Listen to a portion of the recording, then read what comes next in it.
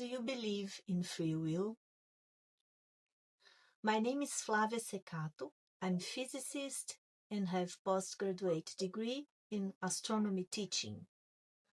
Let's explore this topic about determinism and free will. Welcome to FreeAstroScience, where we make complex science beautifully simple. Please, if you like this topic of free will and determinism, subscribe to the channel. Today, we were tackling a timeless question that has haunted philosophers, scientists, and dreamers alike. Are our voices truly our own? Or are we just passengers on a train whose tracks were laid long before we were born? Let's journey through the science and philosophy of free will versus determinism, exploring how physics and neuroscience are reshaping the way we think about freedom, responsibility, and the human mind. Let's begin with determinism.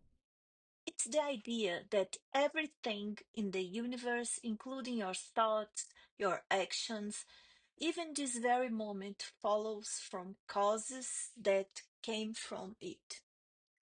If every event has a cause, and every cause has its own cause, then maybe nothing could ever happen differently from how it does.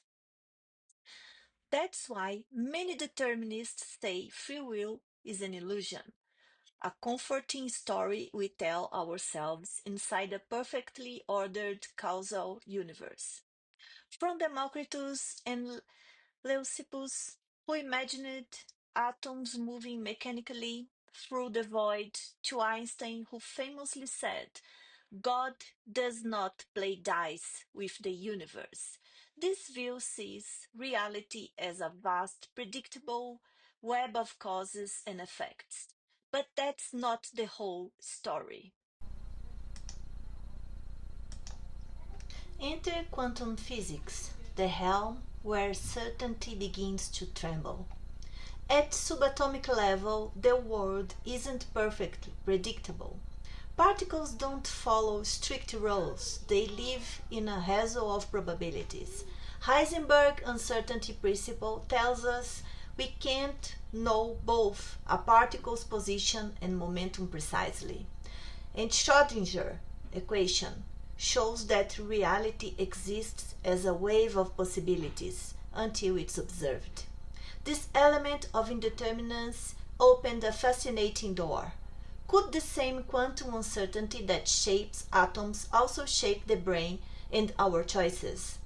Physicists like Henry Stapp and thinkers like Roger Penrose and Stuart Hameroff suggested that consciousness itself might influence the collapse of quantum wave.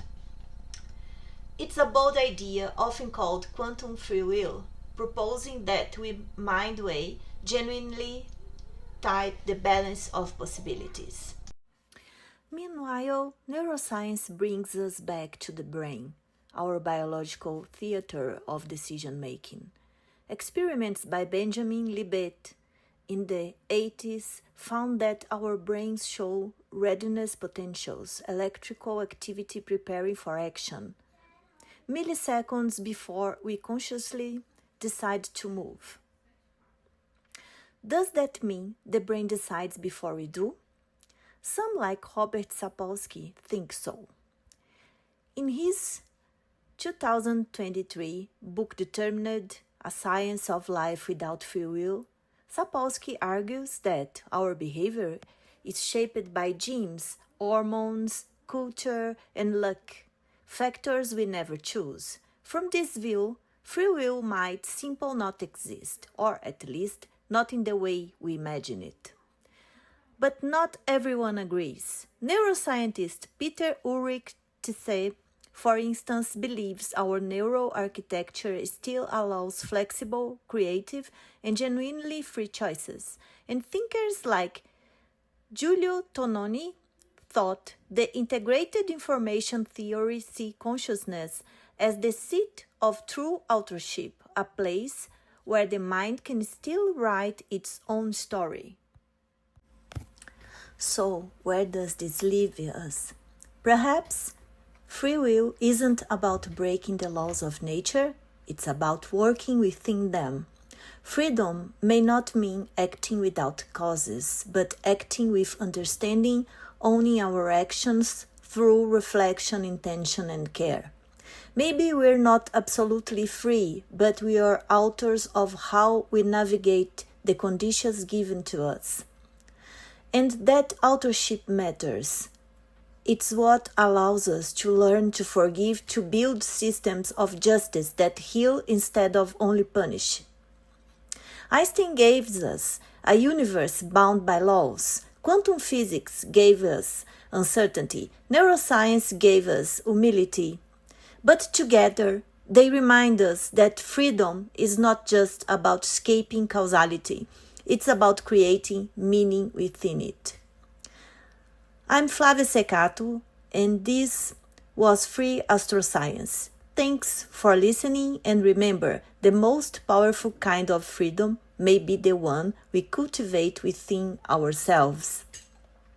Please, if you like this video, subscribe to the channel and share it with your friends. And don't forget to follow us on Facebook and Instagram. See you next time.